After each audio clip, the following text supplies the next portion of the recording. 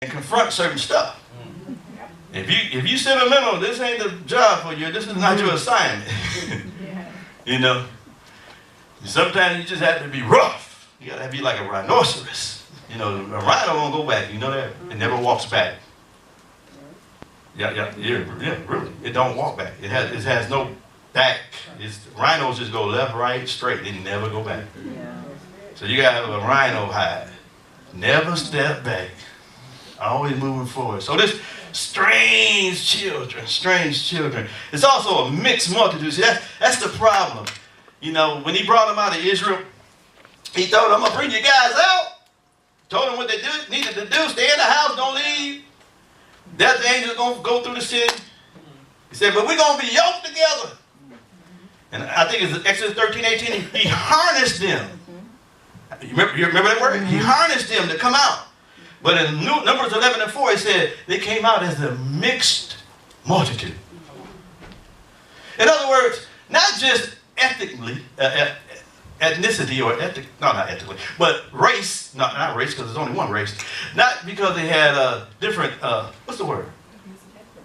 Ethnic background. Yeah, well, that's okay, I'm right. So it had no regard. It wasn't about, you know, being black, white, none of that, different skin colors and all that other stuff. It was, they came out, some of them was Egyptians. And some of the Egyptians created a lot of problems. So, unfortunate for us as leaders, we have to guide, lead, strengthen, correct, promote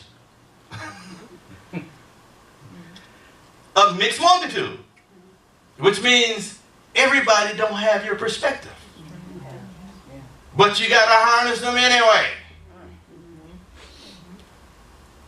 You got to accept them anyway. Even though they ain't got your best interest, even though they may backbite, gossip, whatever, you still got to harness them. And this is a dilemma when you're trying to build apostolically, because culturally, there's some things we're going to talk about next week, culturally, that needs to be preeminent in a church if we're going to be healthy, if we're going to have a momentum, if we're going to be able to advance the kingdom, because it's all about advancing. It's not about maintenance. We got to be able to make some judgment calls and make some corrections and do some things right so that we can move forward. That's what correction is for. Correction ain't for us to scar you. Correction ain't for us to maim you. It ain't to cut you. We don't want you to bleed on us. It ain't about you bleeding on us. We're not vampires. We're not sharks. But we're not trying to cause you any bodily harm. But we're trying to tell you and put the light on some areas to tell you this is going to harm us down the road. So since you don't want to take responsibility over it, I'm going to be the daddy in the house and tell you we can't deal with it anymore. That's all. That's what correction says. Correction says, since you don't want to deal with it, I talked to you and I brought things to your attention, and you don't want to deal with it, well, we got to deal with it. But the best thing is that God will want you to deal with it, because true maturity comes out, you can see what's wrong with you instead of somebody telling you what's wrong with you. You should be able to be honest with yourself. To thine own self be true. Right? Y'all said we still stuck at the first one, huh? But look at this. Whose mouth speaketh vanity, and their right hand is the right hand of falsehood. I will sing a new song. He said, once I get rid of these people, I got a new song in me. I'm just saying. I will sing a new song unto thee, O God. Upon a psaltery and the instrument of 10 strings will I sing praises unto you. It is he that giveth salvation unto kings, who delivered David his servant from the hurtful sword. So he telling you the hurtful sword is actually those whose mouth speak vanity. And their right hand is the right hand of falsehood. He called it a hurtful sword. He said, rid me and deliver me from the hand of strange children, whose mouth speaketh vanity, and the right hand is the right hand of falsehood.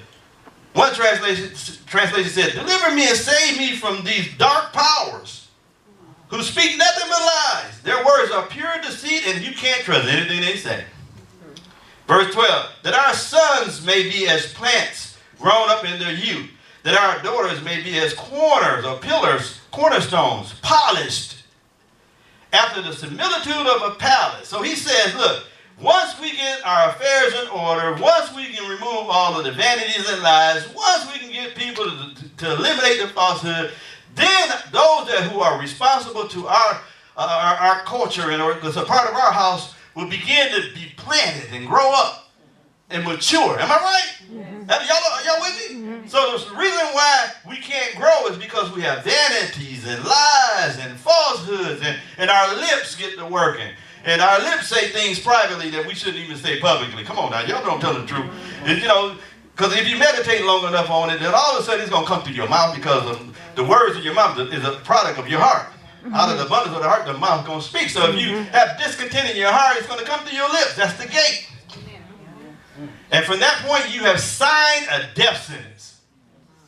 When it comes out of your lips, you have put the seal on it. It's one thing if it's in your heart, but when it comes out of your mouth, you begin to prophesy doom and gloom and destruction. Because the goal of the enemy is to discredit the voices of them that are over you. Right. Your fight every time is going to be that voice. The voice of the accuser is trying to discredit and trying to take away your lifeline and put you on that island and isolate you and alienate you from a place of hope. From that point on, you can pass time being in service and never connect.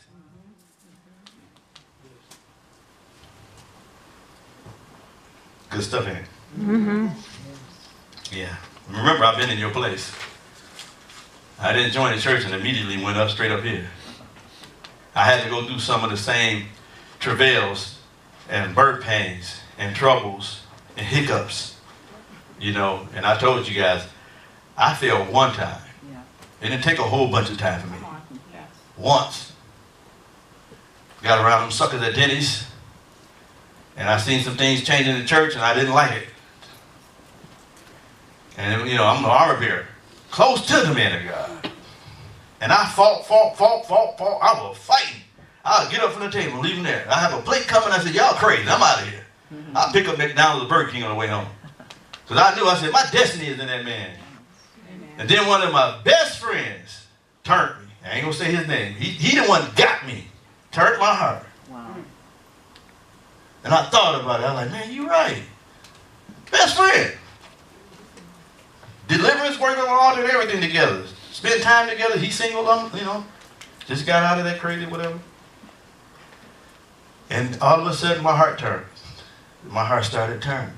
I started listening more and listening more. Then after I started listening more, I started complaining more. As I started complaining more, then my heart started turning more.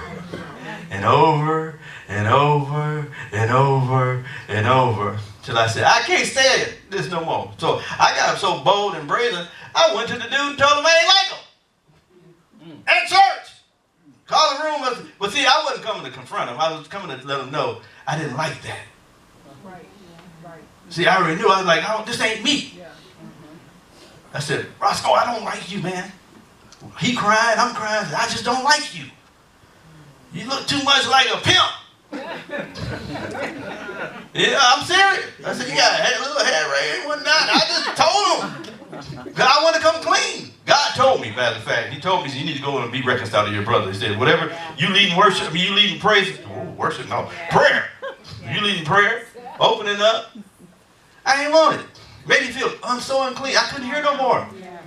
I couldn't even pray with nobody. People coming out of the Hesed house, I couldn't even lay hands on. I knew because I seen guys get busted out trying to do deliverance. Them devils talking about, you was over here last night. Yeah, in deliverance. You can't cast me out there. You got a lust devil. I'm like, no. Because first thing you're going to call in Deliverance on Tuesday, what's Steve? No. You can put me in advice. You know what I'm saying? And so I had to get that stuff clean. I went and told them, we did what we did. And from that day, when we got out of that room, I never looked at them differently. But I had to go. And I went to my pastor. I said, Pastor, I was crying. I said, I got to go. He said, what's wrong? I said, I said some things. It was crazy. I just can't stay. something in my heart. I got some real hurtful things in my heart. And I said, I respect you too much to play games with you. Say that now. I said, I respect you too much. I know what you carry. I respect you too much. I did that. And God did honor it. Because I ended up going to Pastor Hicks' church. I was over there for about 1.5 years. And I felt the freedom. And a prophet came in. Brother Pickett came in right when we got married. Said, God, no, before we got married, because then God, she said, God brought you here to take from your life that which is man's and that which is God. You had mixture in your heart. And God brought you here to strip you so that you can carry his gospel with authenticity and genuine, with a pure heart. Fell on my knees, lift my hand at God. So when I ended up finding this lovely thing here. I mean, not thing. My wife right here. My good thing. It is the Bible. You say you might find a good thing. So I had to make that right. But we ended up connecting, and another prophet came in and said the same thing about our relationship. And then God said, go back to Bethel. I was praying. I told my wife, I got to go back. Matter of fact, my wife was over there at Apostle Beaver Church, and I was over there at Pastor Hicks Church. My wife said, I'm going with anointing. You can stay over here playing you want to. So I'm over here, and she over, and I never forced her. Never said anything. Never said, hey, you know what, you want to come over here. I invited her a few times, we had guests, but we still love each other. Yeah, you went, and she went, she submitted the game. So people say, you can't worship in 2 different places. That's a lie. Who told you that? There ain't even no Bible for that. That's true. Yeah, ain't no Bible for that. Show me a Bible verse. Ain't no Bible verse for that. I had an argument with one of the elders, my good friend. She said, well, they can't be in 2 different places. I said, who said that? Show me a scripture. Yeah, it happens. Everybody looking at me crazy, like, what? Yeah, and I said, yes. Yes, I did say it. Ain't no Bible for it. That's something our culture came up with. We concocted as a sign of control.